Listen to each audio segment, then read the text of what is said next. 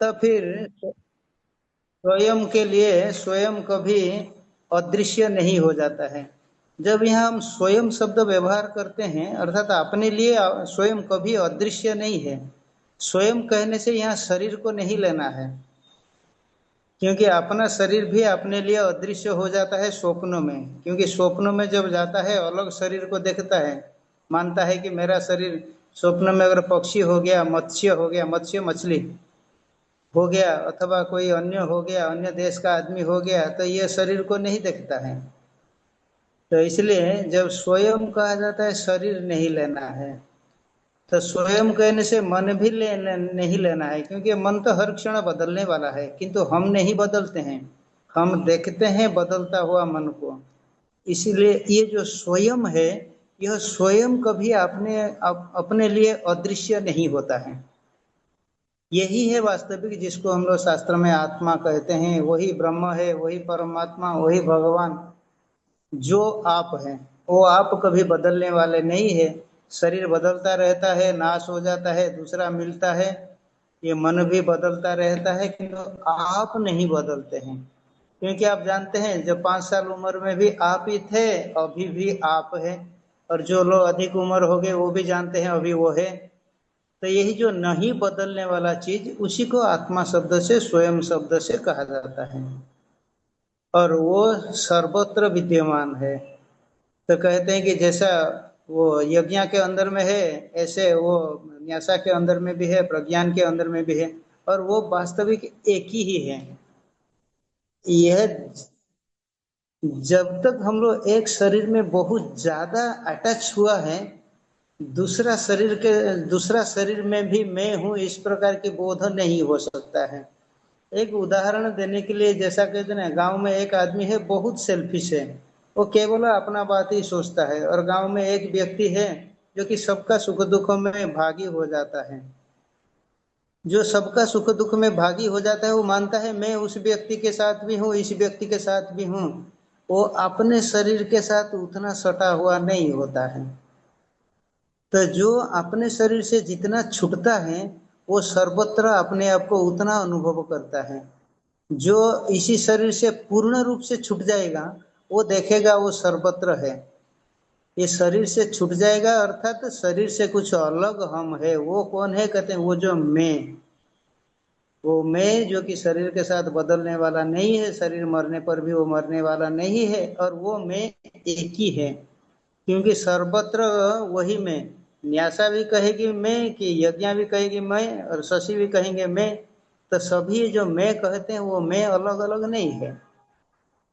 वो शरीर को लेकर के मैं अलग अलग हो जाता है। जैसे बार बार हम लोग दृष्टांत देते हैं, घट को लेकर के घट घड़ा, घट को लेकर के आकाश अलग अलग हो गया जैसे कहते हैं। इस घड़ा में जो आकाश है, दूसरे घड़े में भिन्न आकाश है, इस प्रकार की वस्तुतः नहीं है। क्योंकि घट का सामर्थ्य नहीं है आकाश को डिवाइड कर देने का। यह वेदांत का असल रहस्य है। जितना जितना हम ये शरीर से छूट जाएंगे, उतने उतने हमको अनुभव होगा कि हम सभी शरीर में है। शरीर से सटा रहेंगे तो शरीर का दुख सुखों को हम अपने में मानते रहेंगे। शरीर से जब छूट जाते हैं तो ये दुख सुख और हमको होता नहीं, क्योंकि हम उसे अलग हो गए। तो यहाँ कहते हैं कि जब इस प्रकार की ज्ञानी का स्थिति है, विचार है, समाधि में है, वो कोई व्यवहार नहीं कर रहा है, केवल मैं इस प्रकार की विद्यमान है। और जो व्यवहार करने के लिए ज्ञानी आता है, तब जैसे अपने शरीर में कांटा लगने से पीड़ा होती है, दूसरों का भी इसी प्रकार की उसको अनुभव होगा। पीड़ा इस प्रकार की अर्थात तो उसका शरीर में, दूसरे का शरीर में कांटा लगने से इसको कांटा चुभना जैसा नहीं होगा, किंतु अर्थात ये भी दुखी हो जाएगा। उदाहरण देने के लिए, जैसे बच्चा को अगर बहुत ज्यादा बुखार हो गया, तो माँ अगर बहुत ज्यादा सटी हुई है तो माँ को भी बुखार हो जाती है। तो इस प्रकार की अर्थात माँ को अपने शरीर जैसा है, बच्चे का शरीर भी मेरा ही शरीर माँ मानती है। बच्चे को दुख होने से माँ को दुख हो जाता है। इसी प्रकार की ज्ञानी जब व्यवहार में आता है, तो सभी के साथ अपने आत्मीयता अनुभव करता है, तो मैं उसमें भी हूँ, इसमें भी हूँ, सर्वत्र हूँ। तो 32वां श्लोक में कहते हैं आत्मा औपम्येन, अर्थात अपने बराबर सर्वत्र समान देखता है, चाहे सुख हो चाहे दुख हो। जैसे अपने को सुख अच्छा लगता है, इसी प्रकार के दूसरों का भी सुख अच्छा लगेगा। इसलिए वो दूसरों के लिए कभी पीड़ादायक यह कर्म नहीं करेगा। जैसे अपने को दुख प्रतिकूल होता है, विरुद्ध मालूम पड़ता है, इसी प्रकार की दूसरों को भी दुख विरुद्ध है, इसलिए दूसरों को वो दुख कभी देने का अर्थात वो दुख देगा नहीं। अहिंसा उसका इस प्रकार की बुद्धि हो जाएगी, अहिंसा। आगे 33वां कारिका में अर्जुन पूछता है, यहाँ तक सुन लिया। तो यह ज्ञानी का बात सब सुन लिया। मन जब निरोध हो जाएगा, मन जब बंद होगा तब ये स्थिति आ जाएगी। मन जब तक चलता है, मन कहाँ चलेगा, वो सब डिजायर्स के पीछे चलेगा। तो ये डिजायर्स जितना जितना क्षीण होंगे, मन धीरे धीरे आत्मा में स्थिर होगा। ये बात हम लोग कई बार विचार कर लिए। डिजायर जितना अधिक मन उतना भागेगा। डिजायर जितना घट गया, क्योंकि मन का डोमेन होता है, मन का परिसर, परिसर अर्थात तो उसका भूमि होता है यही वासना, डिजायर। वासना जितना घट जाएगा मन उतना स्थिर होगा। किंतु मन तो वास्तविक स्थिर कभी होता ही नहीं है, हर किसी को दिखता है। अर्जुन पूछता है 33वां श्लोक में, जो योग आपने कह दिया मन निरोध हो जाना, फिर आत्मा में समाधि हो गई, स्थिति हो गई, ये जो समत्व वाला योग आपने कह दिया, बिल्कुल साम्य स्थिति हो गया, कोई विचार मन में नहीं चल रहा है, मन शांत है। अर्जुन कहता है ये तो महान कठिन है, ये तो कभी होता ही नहीं। तो क्यों? 34वां श्लोक में अर्जुन कहता है ये जो मन है वो सर्वदा चंचल है, सर्वदा। वो आप लोग कभी बैठ करके देख सकते हैं। तो मन अभी मान लीजिए, एक उदाहरण देता है। तो परीक्षा में आया है कि भारत कब स्वाधीन हुआ, वो लिख दिया अगस्त 15, 15 अगस्त को हुआ था।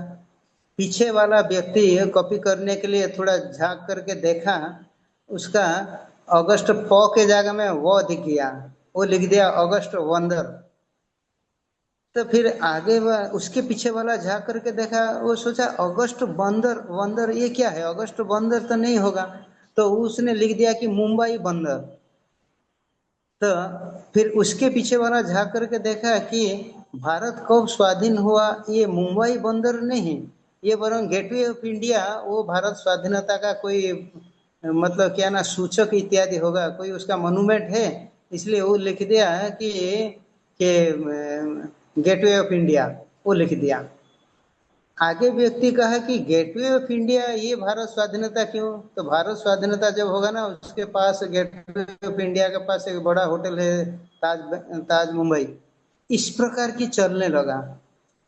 अर्थात कहने का तात्पर्य है कि थोड़ा थोड़ा संबंध को लेकर के मन आगे आगे चलता है।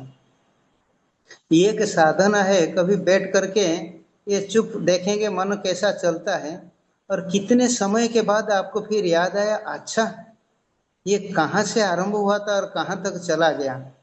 अगर आप पूरा रिट्रेस कर लेंगे, अभी जहाँ पहुंचा उसके पूर्व में ये था, इसके पूर्व में ये था, उसके पूर्व में ये था, और हम भारत कब स्वाधीन हुआ वहां से आरंभ किए थे, अभी तो हम ताज मुंबई में पहुंच गए।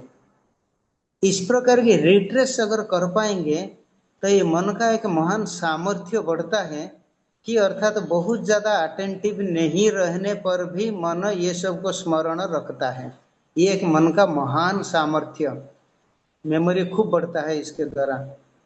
और बार बार इस प्रकार के करेंगे तो मन का जो अनकंट्रोल्ड रेस होता है, दौड़ होता है, वो बार बार हंफ जैसा रुक जाएगा। तो वही है कि मन को रोकने का एक उपाय है, एक बड़ा साधन भी है और मेमोरी बढ़ाना भी है। ये जब तक हम कर सकते हैं, कोई काम नहीं है, खाली बैठे हैं चुपचाप कहीं, तो ये मन को देखते रहे, बस में बैठे हैं, ट्रेन में बैठे हैं, कहीं लोकल बस में बैठे हैं, यही काम है। मन को बैठे बैठे देखेंगे कहाँ से हम इनअटेंटिव होकर के मन चलने लगा, फिर कहाँ हमको सेंस हो गया, अच्छा इतने हम चल गए, इतना दूर चल गए। ये एक अभ्यास कर सकते हैं। तो अर्जुन ने ये बात कहता है कि मन चंचल, तो अर्थात तो हमेशा चलने वाला है। और प्रमाथी, तो प्रमाथी अर्थात मन ये इंद्रिय शरीर इत्यादि को साथ में ले करके ऐसा क्या कहते हैं ना, ग्राइंड कर देता है। तो प्रकर्षण मथनाति अर्थात मथनाति अर्थात जो दधि मथन करते हैं इसी प्रकार की ये मन इंद्रिय शरीर को सब मथन करता रहता है। और ये महान बलवान है। मन का विरुद्ध में कभी लड़ करके देख सकते हैं। मन कहा कि अभी तो ये देखेंगे ये खाएंगे ये करेंगे और आप लड़ना आरंभ करिए, नहीं नहीं अभी ये देखना नहीं है, ये तो देखना नहीं है, निर्णय हो गया देखना नहीं है। फिर आप देख सकते हैं मन की क्या, मन की बल क्या है, जो मन को रोकेंगे तो पता चलेगा। अर्जुन इसलिए कहते हैं ये मन को रोकना तो ऐसा ही सरल है जैसे वायु को रोक लेना, अर्थात असंभव है, ये सबका अनुभव है, अर्जुन कहता है। भगवान आगे कहते हैं हाँ निश्चित ये बात आप जो कहे हो वो ठीक है, मनो दुर्निग्रहम चलम, मन सर्वदा चलने वाला है, इसका निग्रह करना महान कठिन, ये बात सत्य है, किंतु तथापि उपाय है। तो क्या उपाय है, कहते हैं अभ्यास और वैराग्य, यह दोनों उपाय हैं। शायद कभी हम लोग क्रिकेट का बात किए थे। अभ्यास अर्थात अपने स्कोर बढ़ाना है, वैराग्य अर्थात दूसरों का स्कोर को रोकना है। अर्थात विषय में मन चले, विषय डिजायर, डिजायर में मन चले वहां से रोकना है, और स्वरूप में मैं हूँ इसमें मन चला है, इसको कहा जाएगा अभ्यास। डिजायर में मन को चला करके कभी एंड नहीं हो सकता है। आप लोग भागवत में, ये भागवत में शायद है, महाभारत में भी है, ये ययाति एक राजा हुआ था, ये भोग करने का उसका आशा पूरा नहीं हुआ, शरीर बूढ़ा हो गया, इसलिए अपना पुत्र का शरीर फिर ले लिया, लेकर के उसमें फिर भोग करने लगा। 1000 साल भोग करने के बाद पुत्र को अपना शरीर वापस कर दिया और कहा कि यही हमारा अनुभव हुआ कि भोग करके कभी भोग घटता नहीं, वरং अग्नि में जैसे घी डालने से वो अग्नि बढ़ता है, इसी प्रकार की भोग करने से ये और बढ़ेगा। क्योंकि भोग में हम चलते हैं अपना संस्कार के चलते, मन में जो संस्कार है, अगर इसी बार नहीं रोक पाए और एक बार भोग कर लेने से वो संस्कार तो और दृढ़ हो गया, तो फिर उसको कैसे रोकेंगे। इसलिए कहा जाता है कि वो यह याति वहां कहा था असंभव, इसलिए अब भी रोकना है, इसी बार ही नहीं करना है। नेट में अगर वृथा अन्वेषण नहीं करना है, वृथा नेट देखना नहीं है, इसी बार रोकना है। नहीं इस आर तो थोड़ा देख लेंगे, आगे से नहीं देखेंगे, तब संस्कार और दृढ़ हो जाएगा, रोकेगा नहीं। तो ये सबसे जितना बचे, इसलिए कहा जाता है कि जितना अधिक सेवा करें, घर में झाड़ू लगाएं पोछा लगाएं, कोई माँ को भोजन बनाने में, कहीं किसी को दुकान में, कहीं किसी प्रकार की मदद कर दे, व्यर्थ कार्य में समय न दे, यह वैराग्य है। और जिसमें मन को लगाना है, बुद्धि को लगाना है, ये अभ्यास है, दोनों ही चाहिए। तो बुद्धि को मन को लगाना है हमारा लक्ष्य में, और अलक्ष्य से हटाना है, ये दोनों ही करना है। और इसके आगे भगवान कहते हैं अर्थात अगर ऐसा नहीं करेंगे तो क्या हानि होगी। कहते हैं जो असंयत मन वाला है, जिसका मन में संयम नहीं है, अभ्यास वैराग्य जो नहीं करता है, वो कभी योग को प्राप्त नहीं कर पाएगा। योग अर्थात आत्म प्राप्ति जिसको कहा जाता है, भगवत प्राप्ति, यह असंभव है। अभ्यास वैराग्य जिसको है यही संभव है। तो उत्तरार्ध में कह दिए जिसका मन में अभ्यास है वैराग्य है, वो इसको प्राप्त कर ले सकता है। मैं ही हूँ, बाकी सब केवल मन चलने से आता है। मन अगर नहीं चलता है तो केवल मैं हूँ, जैसे गाढ़ निद्रा में, जब गाढ़ नींद में सोए जाते हैं, कोई मन नहीं रहता, कुछ नहीं रहता, केवल हम रहते हैं, कितना आनंद है। इसलिए तो सब छोड़ करके सोने के लिए जाते हैं। भोग पदार्थ ये जो सब हमारा क्या कहते हैं, ये खाऊं ये देखूं ये पीऊं, ये जो करते हैं, ये सब दिया जाएगा, कहा जाएगा सोना नहीं है।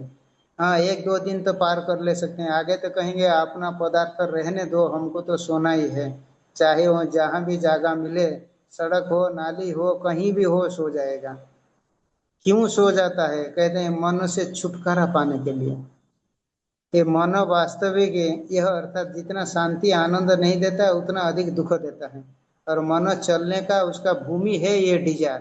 तो जितना जितना इससे छूटे, बार बार यही बात कहा जाएगा शास्त्र में, डिजायर छोड़ना है।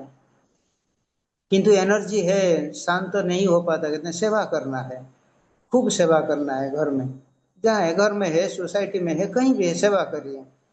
डिजायर फुलफिल मत करिए, आपने जो भोग है वो मत करिए, उससे छुटकारा नहीं होगा। अंतिम समय में भी वही लगेगा कि ये जीवन व्यर्थ हो गया। क्योंकि अंतिम समय में इंद्रिय सब शिथिल हो जाएंगे, मतलब इंद्रियों में और बल नहीं रहेगा। चाहेगा खाने के लिए पेट खराब हो जाएगा, चाहेगा देखने के लिए आंख में पावर नहीं रहेगा, चाहेगा सुनने के लिए कान भी सब धीरे धीरे बधिर हो जाएंगे, अर्थात डिफ। तो इंद्रिय तो बंद नहीं होंगे, किंतु ये शरीर बूढ़ा हो जाएगा, इंद्रिय सब बूढ़े हो जाएंगे। इसलिए भर्तृहरि कहते हैं कि तृष्णा न जीर्णा वयमेव जीर्णा, अर्थात ये डिजायर का तो एंड नहीं हुआ, हमारा है शरीर का ही एंड हो गया। ये स्थिति आने से पहले हम जितना ये डिजायर को रोक सकें उतना आनंद होगा। हाँ, ये डिजायर को रोकने में इनिशियली कठिनाई है, किंतु कोई शॉर्टकट भी नहीं है। इसलिए प्रतिदिन अभ्यास थोड़ा करे, ये गीता पढ़े, थोड़ा चिंतन करे, आपस में यही बात करे, और विषय में जाने को रोके। एक दूसरों को मदद करना है, इसमें बात होता है तो एक दूसरे में पूछना है, आज कुछ डिजायर के पीछे चला क्या, अभ्यास कुछ अधिक किया क्या, डिजायर को रोकने के लिए कोई उद्यम किया क्या, इस विषय लेकर के आपस में बात करने से लाभ है। ठीक है। ओम पूर्णमदः पूर्णमिदं पूर्णात् पूर्णमुदच्यते पूर्णस्य पूर्णमादाय पूर्णमेवावशिष्यते। ओम शांति शांति शांति।